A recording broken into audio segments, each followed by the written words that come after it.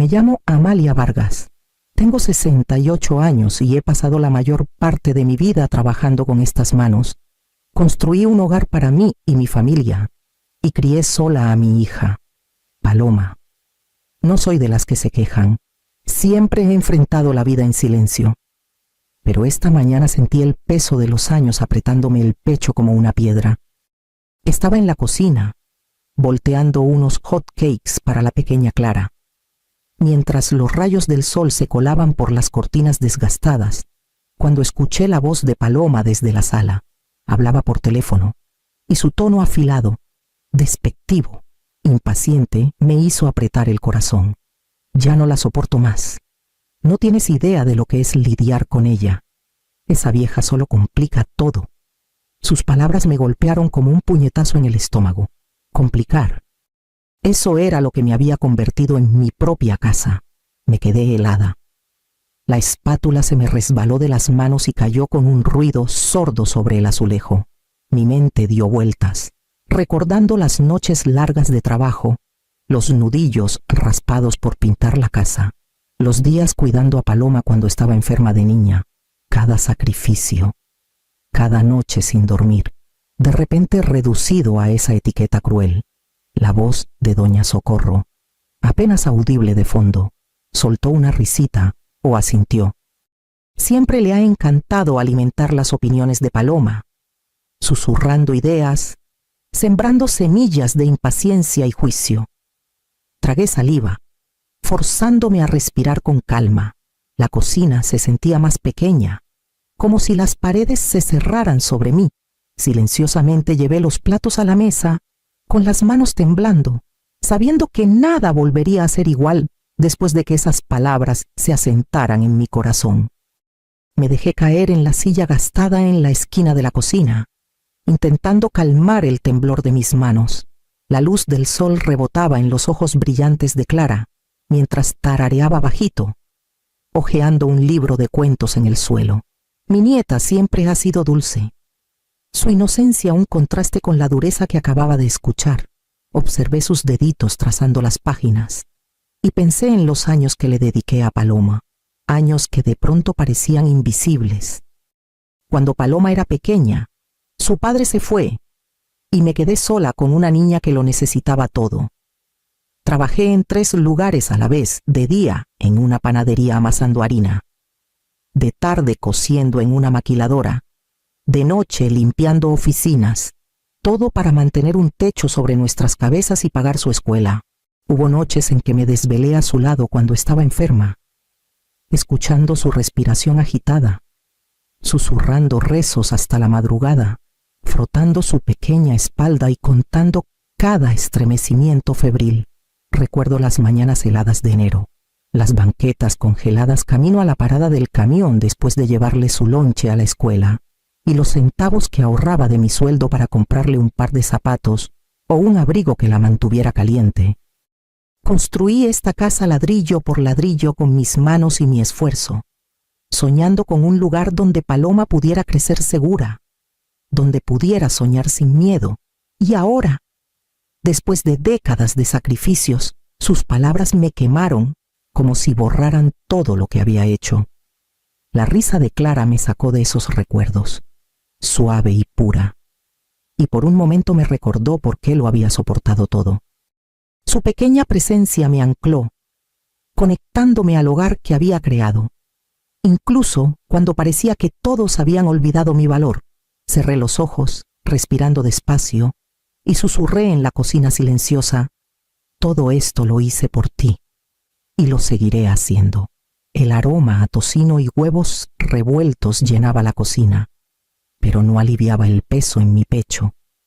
Paloma estaba sentada a la mesa, deslizando el dedo por su celular, apenas echando un vistazo al plato que le había preparado.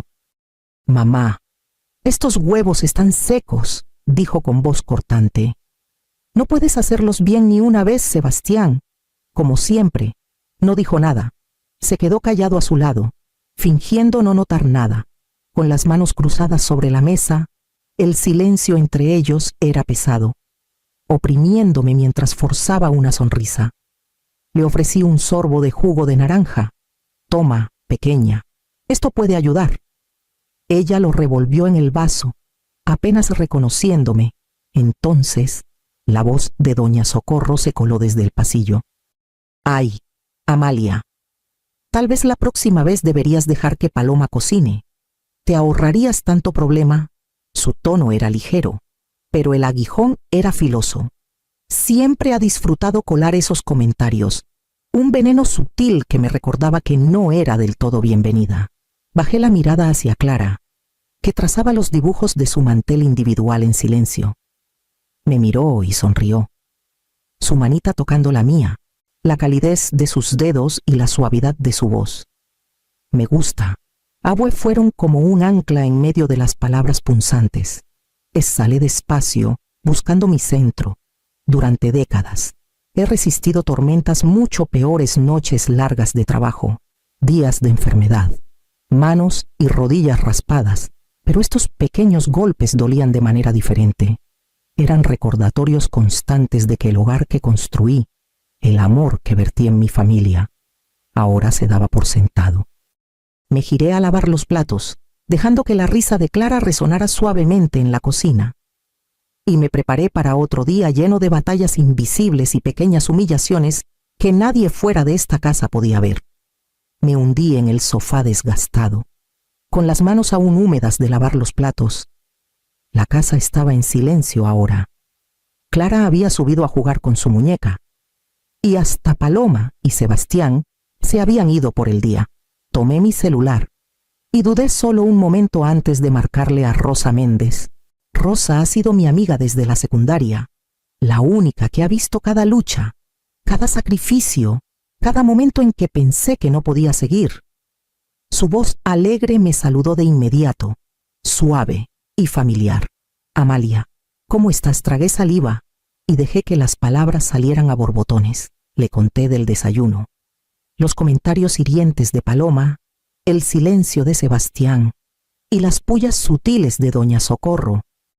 Confesé la soledad, la sensación de ser invisible en el hogar que había construido con tanto esfuerzo. Mi voz tembló en los bordes, y Rosa escuchó sin interrumpir. Finalmente, dijo las palabras que temía escuchar.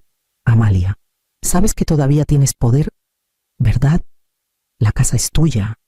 Eres la dueña principal. Legalmente, nada te impide poner límites o tomar el control. Te lo has ganado con cada día de tu vida. Su recordatorio me golpeó como un rayo de sol atravesando una ventana nublada. Había estado viviendo bajo la sombra del miedo y la costumbre, olvidando que décadas de esfuerzo me habían dado no solo responsabilidad, sino autoridad. Exhalé, sintiendo que un peso se levantaba de mi pecho, y sentí el primer destello de determinación.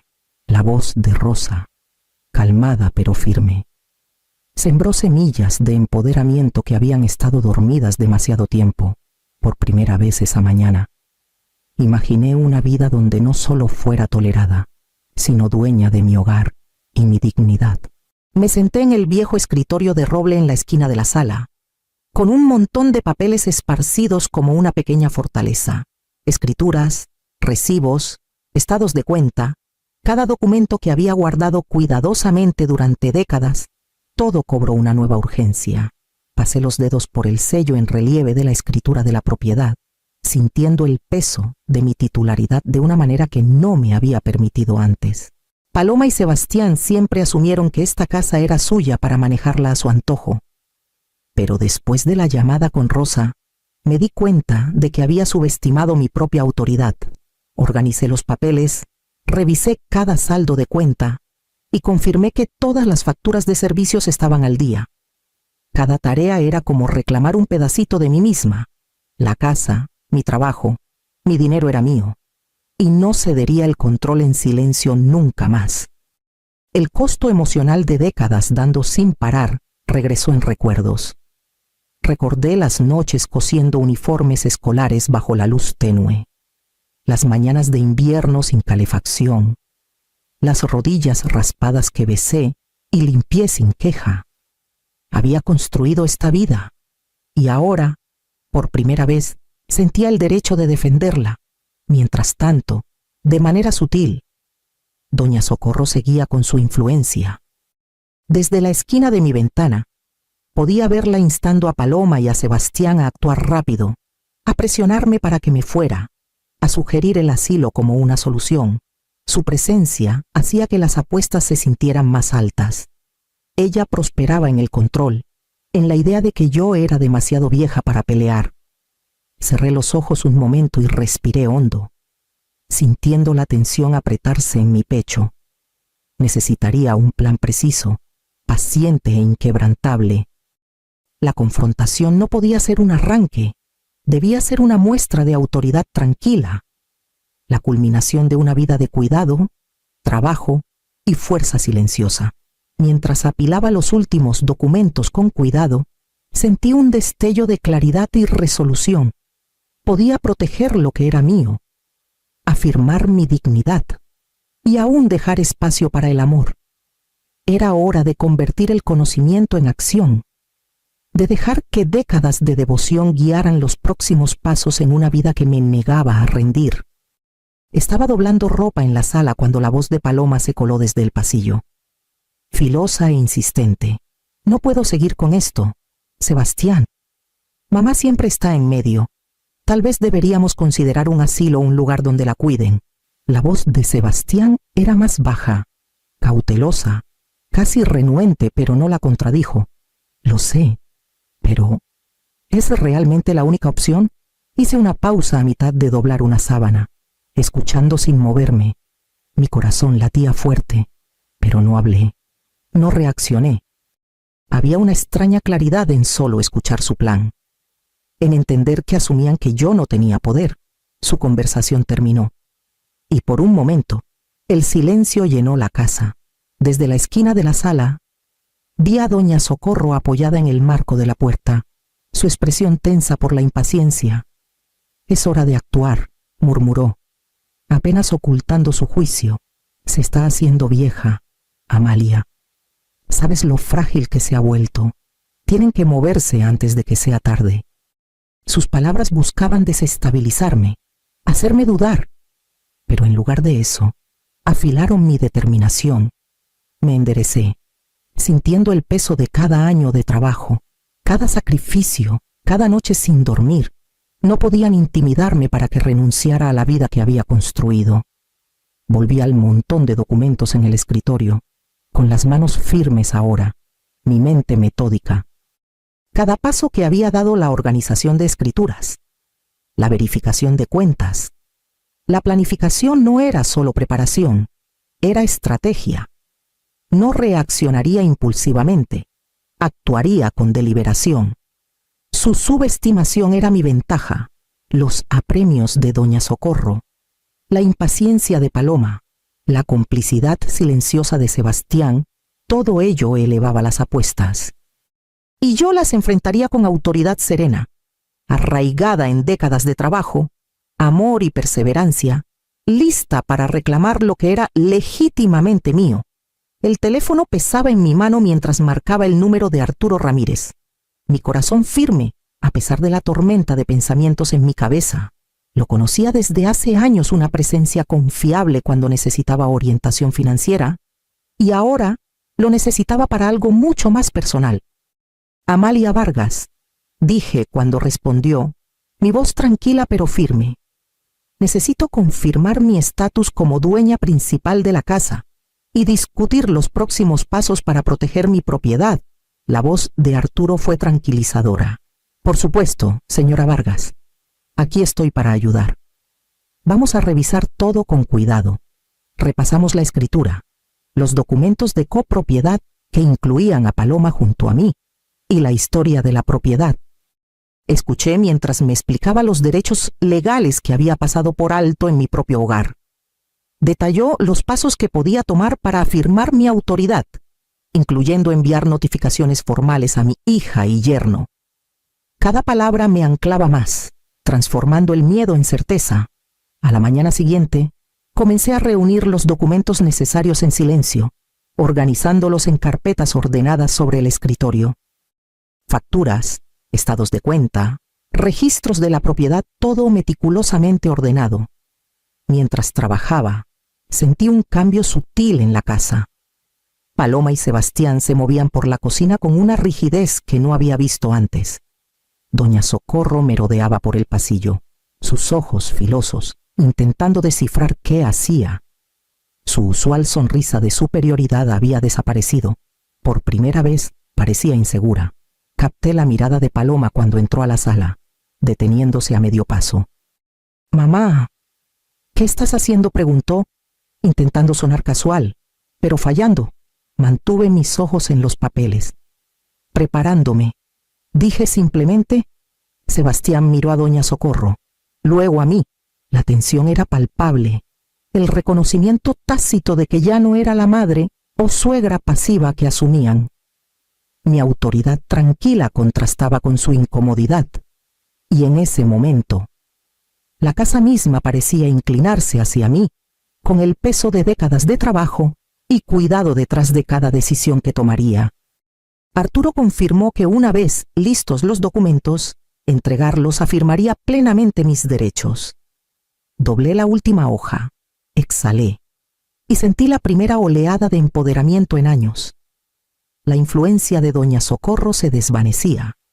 El dominio asumido por Paloma tambaleaba, y por primera vez me di cuenta de que mantenerme firme en la justicia podía coexistir con el amor que aún sentía por mi familia.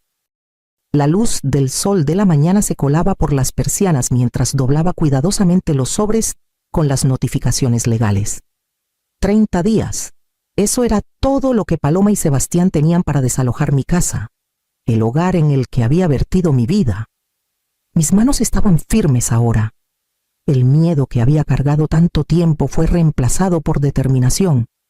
Coloqué los sobres en la encimera de la cocina, cada uno cuidadosamente dirigido, y esperé. Cuando Paloma y Sebastián bajaron a desayunar, sintieron el cambio de inmediato. Los ojos de Paloma se abrieron al notar la pila de papeles. «Mamá, ¿qué es esto?», preguntó, con la voz teñida de alarma. La miré con calma. Su notificación. Tienen 30 días para mudarse. Un rubor de enojo coloreó sus mejillas. La mandíbula de Sebastián se tensó. Intercambiaron miradas, la incredulidad clara en sus rostros.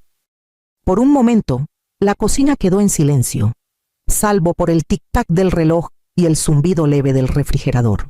Doña Socorro apareció en el marco de la puerta, su confianza burera o habitual tambaleándose.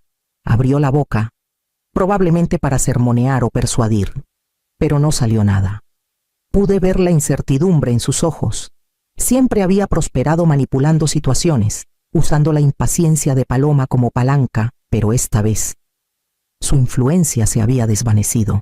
La voz de Paloma se elevó, incrédula. «No puedes hacer esto, esta también es nuestra casa». Mantuve la calma, la autoridad silenciosa que había descubierto en las últimas semanas radiando de mí. «Soy la dueña principal, solo estoy ejerciendo mis derechos legales». El silencio de Sebastián era revelador. Incluso él entendía que discutir no cambiaría los hechos.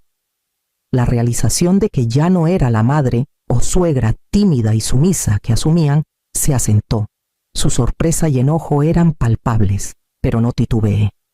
No grité, no supliqué. Por primera vez sentí el peso completo del empoderamiento. Cada sacrificio, cada noche sin dormir, cada momento de ansiedad que había soportado para construir este hogar culminaba aquí. Me había transformado de la mujer invisible y subestimada que pensaban que era, en alguien que exigía respeto y lo recibiría. Mientras salían de la cocina, murmurando y furiosos, cerré la puerta suavemente tras ellos. Exhalé, sintiendo cómo la casa cambiaba a mi alrededor, como si reconociera que la verdadera dueña había regresado. Me quedé ahí un momento, escuchando el silencio, saboreando la calma y sabiendo que los próximos 30 días marcarían el comienzo de mi vida recuperada. Los 30 días se extendían como un campo de batalla silencioso. Cada mañana me movía por la casa con las mismas rutinas que había mantenido por años: preparar el desayuno para Clara, ordenar las habitaciones, revisar el correo. La diferencia ahora era la conciencia de que cada acción tenía peso. Cada mirada, cada paso, era observado por Paloma, Sebastián y ocasionalmente doña Socorro. La presencia de Clara se convirtió en mi ancla, su manita deslizándose en la mía durante el desayuno, su charla alegre, sus preguntas suaves sobre los planes del día me recordaban qué era realmente esta lucha, proteger un hogar que no solo tenía paredes, sino memorias y amor. Sonreía más libremente. Mi confianza crecía con cada interacción. Paloma y Sebastián, en cambio, estaban tensos. Sus movimientos por la casa eran silenciosos, pero deliberados. Sus palabras cortantes.